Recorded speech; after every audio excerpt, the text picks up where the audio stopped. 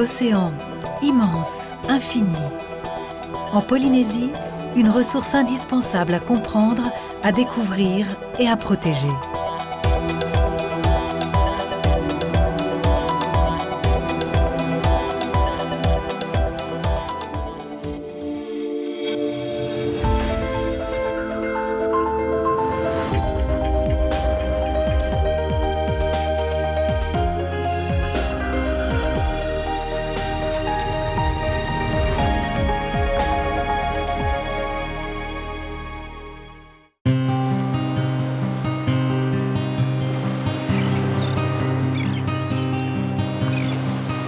La musique de l'océan est rythmée par une multitude d'éléments. Le vent, la houle, les courants, les nuages ou encore les oiseaux.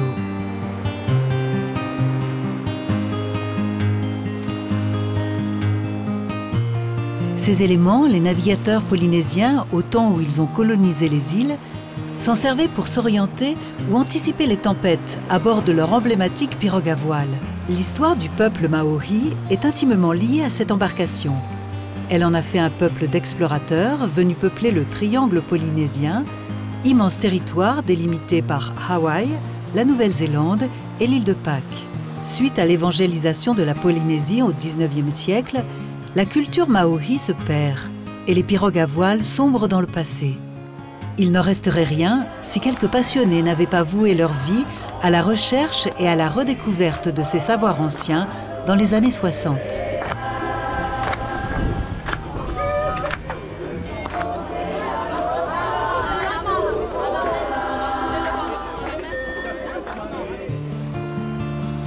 Plus récemment, une autre initiative est née, une école de voile traditionnelle afin de toucher le plus de monde possible. Amoureux de la voile depuis son plus jeune âge, Teiva a ressenti l'envie de renouer avec l'art de la navigation à la voile de ses ancêtres.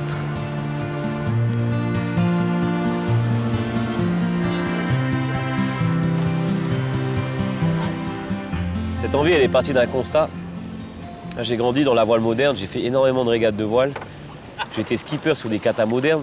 Et à un moment donné dans ma vie, j'ai fait un constat, c'est qu'aujourd'hui, on a tous besoin d'avoir un lien identitaire. On a besoin de savoir d'où on vient, où est-ce qu'on va, qui ont été nos ancêtres, qui sont nos parents et que seront nos enfants. Depuis que je suis jeune, je me dis que si je dois faire quelque chose, je dois apporter quelque chose. Donc au lieu d'avoir une pirogue à voile, de connaître des choses et de le garder que pour moi, ma façon de donner mon empreinte, c'est de le partager en montant une école de pirogue à voile, en apprenant aux gens à naviguer, à se reconnecter, à connaître leur histoire, leur culture.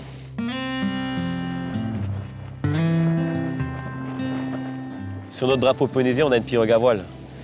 Et la question que je pose, c'est comment ça se fait qu'on ne voit plus aucune pirogue à voile naviguer? Dans beaucoup d'îles, il n'y a plus de pirogue à voile. Est-ce qu'on se dit « Oh, mais il n'y a plus de pirogue à voile et c'est dommage » ou est-ce qu'on se dit « Oui, il n'y a plus de pirogue à voile ». On va faire quelque chose pour qu'il y ait des pirogues à voile. Donc on va en construire, on va former des gens pour être moniteurs de pirogues à voile, on va former des gens pour être capitaines de pirogues à voile. Un rêve qui peut paraître un peu fou, mais souvent c'est la folie qui fait naître les plus beaux projets.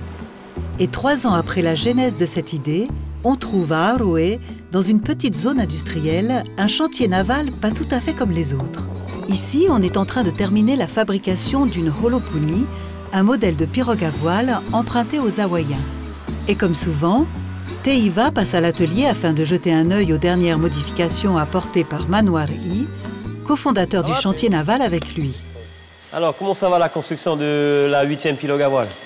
Ça avance, on espère la sortir fin de semaine. Ok. D'ailleurs, je voulais te voir pour la position des tablettes. Ok.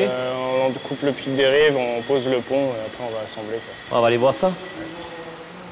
Ouais, du coup, j'avais besoin de ton avis sur la hauteur des tablettes. Ok. Là, la tablette, elle est presque bonne. Donc, je pense qu'on peut la rehausser de 5 cm.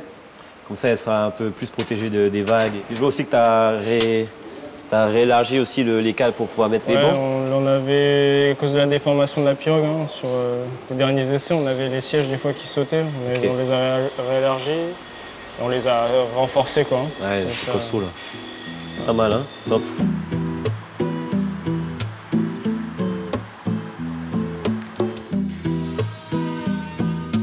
Et donc à la base, je me suis rassemblé de plusieurs personnes et j'aurais dit, les gars, on va monter une école de pirogue à voile, on va monter des activités touristiques.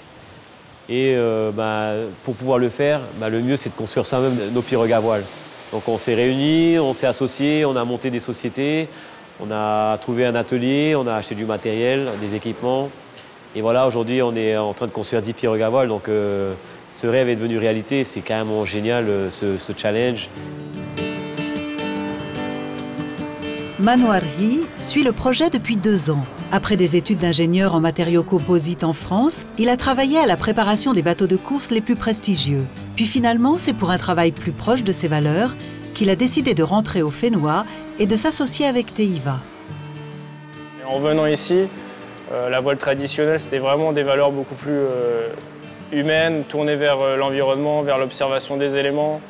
Et finalement, même pendant les courses de pirogue à voile, il y avait quand même ce côté fraternel du début à la fin, où on était réunis tous ensemble au début et on partageait pas la victoire, pas la défaite, mais le voyage, tous ensemble. Donc moi, je suis responsable de cet atelier de fabrication, j'en suis le gérant. En fait, on a adopté une méthode assez collégiale où sur chaque action qu'on va mener, tout le monde a quand même sa décision à donner vis-à-vis de son expérience propre. La Holopuni est une petite pirogue de 9 mètres de long, constituée d'une coque centrale et de 2 flotteurs. C'est une pirogue qui a été dessinée à Hawaï il y a une trentaine d'années, qui est implantée en Polynésie française depuis une quinzaine d'années. À la base, cette pirogue elle est construite en série parce qu'on a un moule, on construit plusieurs pirogues à voile, mais elle n'a jamais été homologuée pour naviguer professionnellement en fait. Il fallait une homologation pour qu'on puisse embarquer en toute sécurité des personnes, qu'on puisse définir un cadre aussi, donc la distance à laquelle on ne peut pas s'éloigner et de quelle manière on doit utiliser la pirogue à voile. Et voilà, aujourd'hui, ces pirogues-là sont homologuées pour naviguer, que ce soit professionnel ou amateur, donc en plaisance. L'unité sur laquelle travaille l'entreprise Composite bénéficie des dernières améliorations.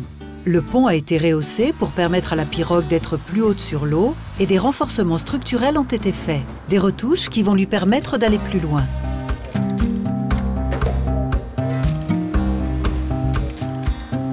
Ça a été difficile au début, parce qu'on voulait construire les pirogues rapidement, mais on n'avait pas les bons outillages, donc on n'avait pas les bonnes résines et les bonnes fibres de verre, on a dû s'adapter. On a réussi quand même, on a relevé ce défi. On a pu fournir les 6 pirogues à voile pour le championnat du monde de Holopuni.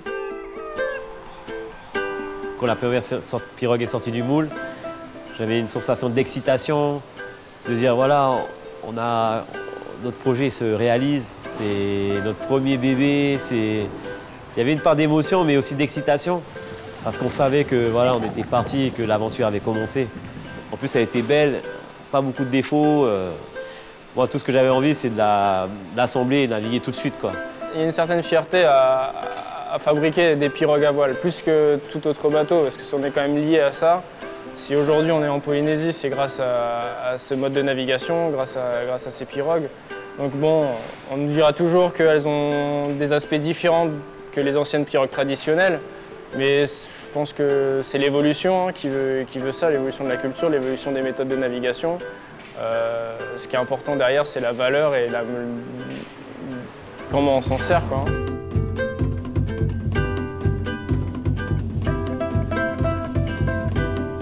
Une fois les premières pirogues construites, l'école de voile a pu voir le jour, toujours à Aroué, mais cette fois sur le petit motu de la commune.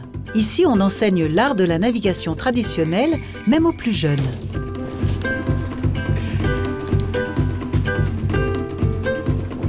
Donc voilà, vous faites une semaine de navigation. Il fallait aussi parler un peu de la partie traditionnelle de la navigation parce que c'est bien ce qu'on on met en avant. Donc quand on parle de traditionnel, nous, notre définition, c'est de naviguer comme le faisaient les anciens, c'est-à-dire sans instrument, donc sans GPS, rien qu'en observant l'océan, le vent, les nuages, les oiseaux, plein d'éléments, on est capable de pouvoir naviguer, donc se repérer, donc savoir quelle position on est exactement et se diriger pour aller vers une île qu'on a définie.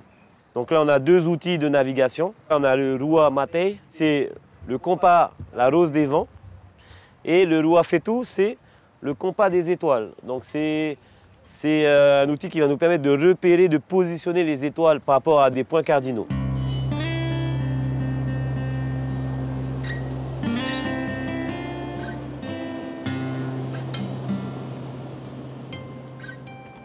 fait, chaque vent est défini selon des saisons et chaque vent aussi, on sait le reconnaître.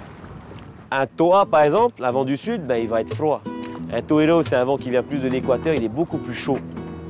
La journée, on va utiliser le vent, le soleil, la houle pour se diriger, mais on est quand même sur de l'estime. C'est-à-dire qu'on sait vers où on va, mais on ne connaît pas exactement sa position. On va utiliser la nuit et les étoiles pour se positionner. Quand on navigue la nuit, on voit une étoile se lever à l'horizon. Si on la reconnaît, on connaît aussi sa position. Pourquoi on parle de tout ça? Vous, quand vous allez naviguer, essayez d'observer autour de vous ce qui se passe. D'où vient le vent par rapport au soleil. Il faut vraiment éveiller ses sens, observation. La navigation, ça prenait pendant des années et des années.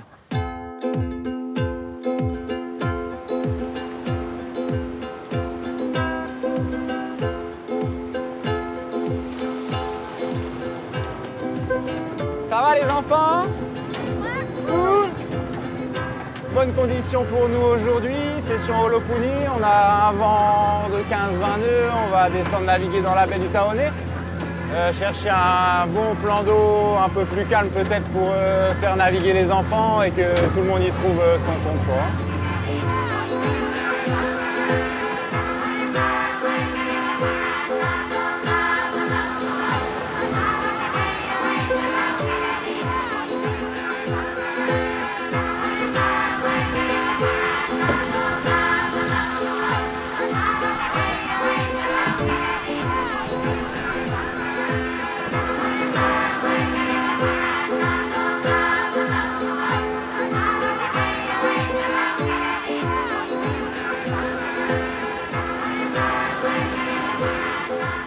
Est-ce que toi, tu arrives déjà à me dire d'où vient le vent quand tu regardes autour de toi?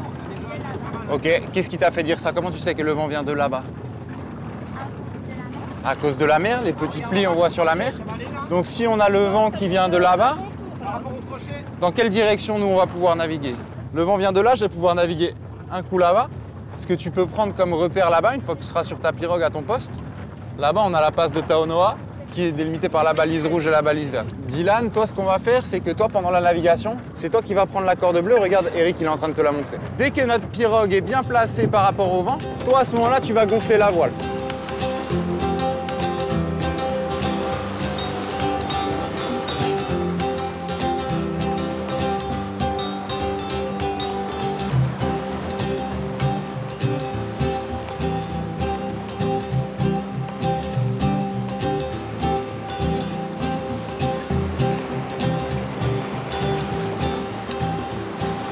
Ça fait plaisir hein, quand tu vois que c'est des tout petits enfants de 8-10 ans.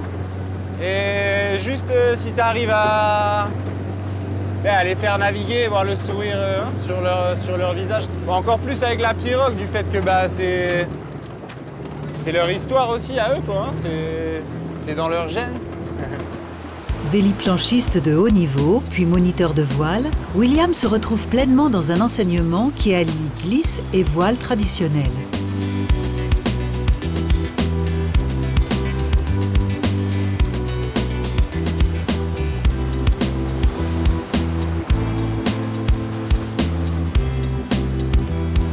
Ça s'est bien passé aujourd'hui. Et on a appris beaucoup de choses. On a appris à faire le pépérou, le faroro et être au milieu. Le pépérou, c'est celui qui guide la pirogue avec la rame et il fait comme ça. Il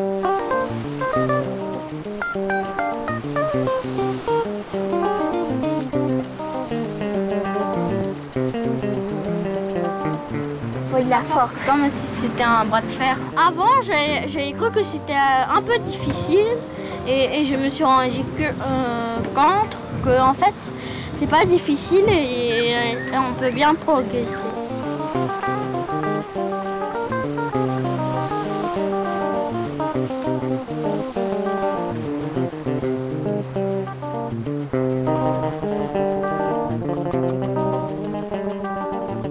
On avait entre 15 et 20 nœuds de vent. Et tu regardes le petit Dylan de 8 ans qui arrive à naviguer dans la baie, aller presque où il veut. Et la pirogue s'arrête jamais, quoi, hein. Il navigue et Il y avait 3-4 personnes à bord et c'est lui qui gérait sa pirogue tout seul, quoi. Donc quand tu vois ça, ouais, c'est incroyable, quoi.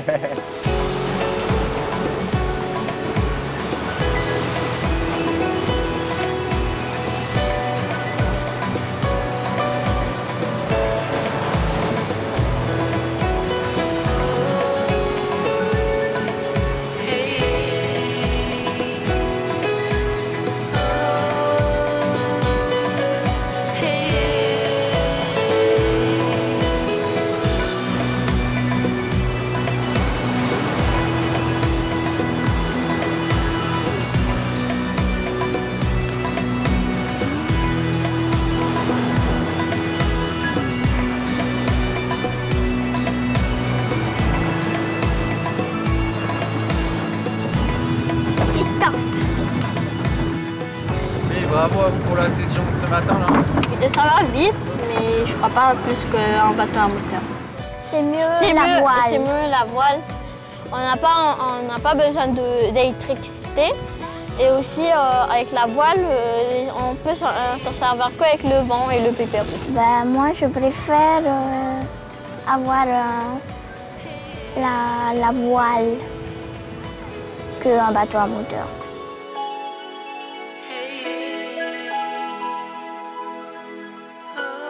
Je vois un changement. Déjà, je vois un intérêt qui grandit chez eux, à observer tout ce qui est autour d'eux. Chose qu'ils ne faisaient peut-être pas avant parce qu'on est omnibulé par les écrans, on est omnibulé par le monde, on va dire le monde moderne. Quand tu commences à naviguer et qu'on te transmet toutes ces valeurs, ben forcément tu deviens beaucoup plus impliqué, tu préserves la nature et tu partages autour de toi cette préservation de la nature, ce respect en fait, c'est un respect. Il faut aller au-delà de ça aussi, c'est pas que leur montrer une semaine, c'est faire un suivi permanent et que ça devient ancré en eux, que leur futur soit basé autour de ça. Impacter dès le plus jeune âge pour que leur futur soit respectueux de l'environnement, de la nature et de se reconnecter avec tout ce qui est autour de nous. L'école de pirogue à voile ne s'arrête pas là. Elle organise aussi des stages avec les quartiers défavorisés, les scolaires ou encore les entreprises, dans le but toujours de toucher et de partager avec un maximum de personnes.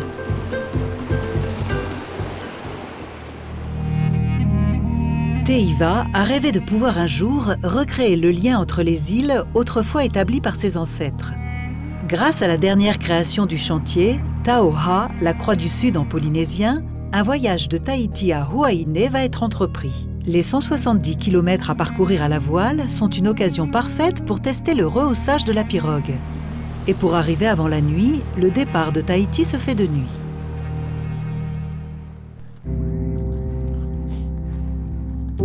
Il est minuit sur le motu de Haurui. Teiva rejoint Tohitika, un ami skipper et constructeur de pirogues.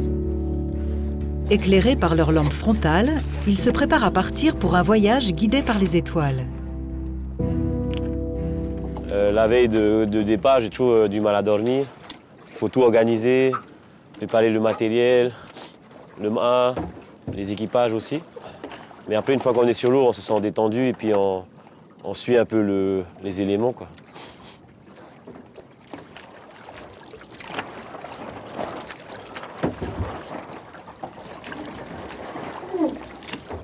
Là, on va sortir de la passe du Taoné.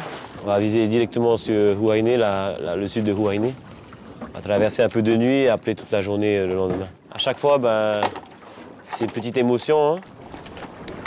Bon, après, on va quand même sur l'eau, donc il faut faire attention. Hein. On a toujours un petit trac un petit peu.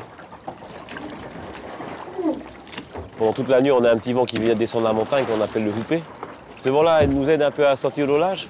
Et après, dès qu'on sort au large, on va toucher le vent, le vrai vent qui ne s'arrête jamais, le ventilateur. Et après, c'est parti pour glisser, quoi.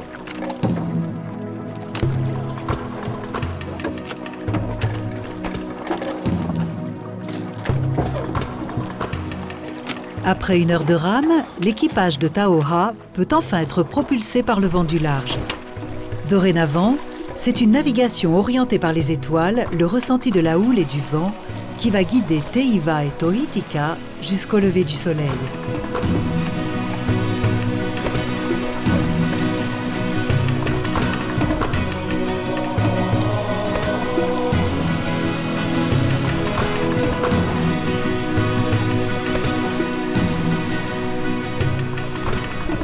5 heures plus tard, le soleil refait surface et Moorea disparaît lentement dans le sillage de la pirogue.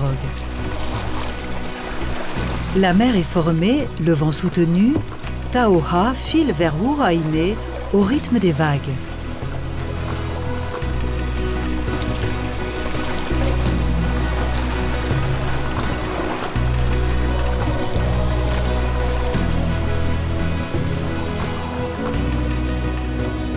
Dans notre navigation, le lever du soleil, c'est une nouvelle journée qu'on va dire visible.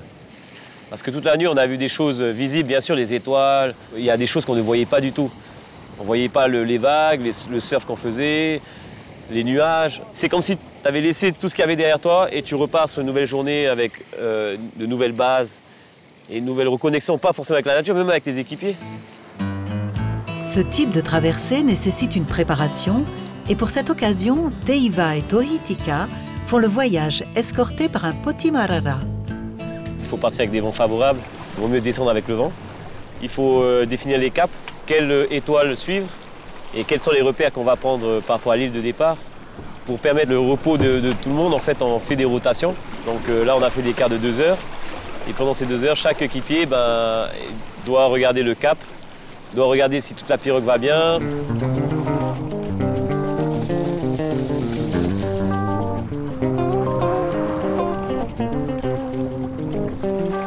J'ai déjà navigué sur des holoponies. Et là, c'était un peu différent parce que c'était sur une grande distance. Et c'était avec un nouveau modèle aussi. Elle est un peu plus haute et du coup, on se mouille vachement moins.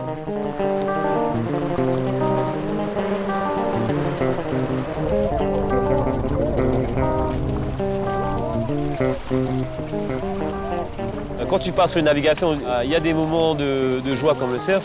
Dans un équilibre, tu as le plus et le moins, le surf ce sera le plus. C'est ce qui va nous permettre de garder la motivation, de garder l'objectif d'aller vite. C'est ce qui va nous donner des moments de joie aussi, parce qu'on le partage. Il faut le vivre pour comprendre en fait. Il faut le vivre pour comprendre.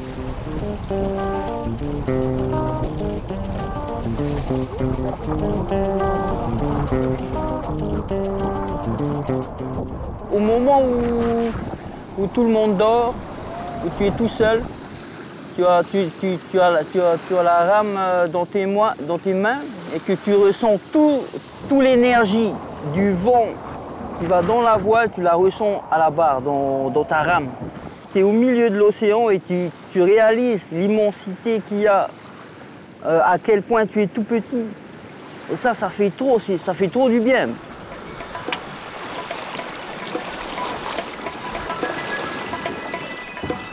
Le vent se calme, les vagues poussent la pirogue vers Huahinei l'authentique qui émerge au milieu de l'océan.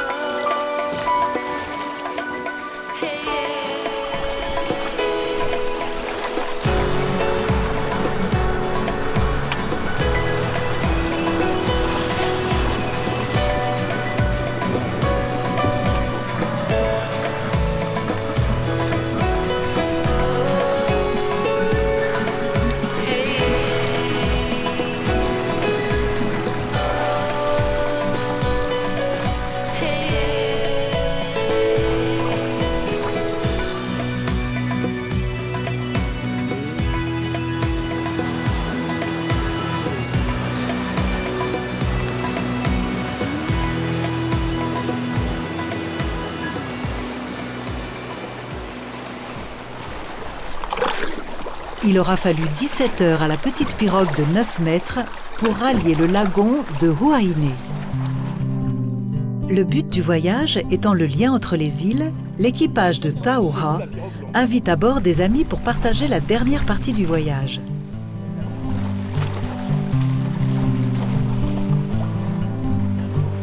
Si je n'avais pas fait tout ça, je me sentirais un peu individuel. J'aurais ma pirogue à voile, je me ferais plaisir tout seul. J'aurais fait partager ça à des fois ma famille, des fois mes amis, mais je trouverais ça un peu dommage de ne pas le faire partager à tout le monde.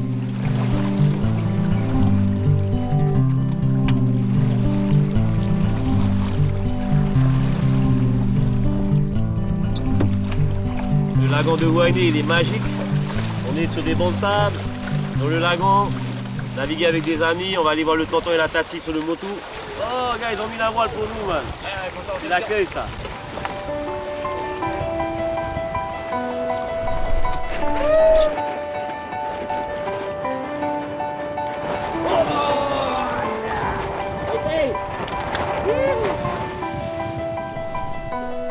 Tu peux mettre un peu de blanc sur la plage comme tu veux. Allez, voilà, ça c'est pour marquer l'événement. Une vocation commune réunit ces passionnés qui, comme leurs ancêtres, continuent de naviguer d'île en île. Mais cette fois dans le but de partager cet amour qu'ils ont pour la navigation traditionnelle, poussée par le vent et motivée par les valeurs qu'elles impliquent.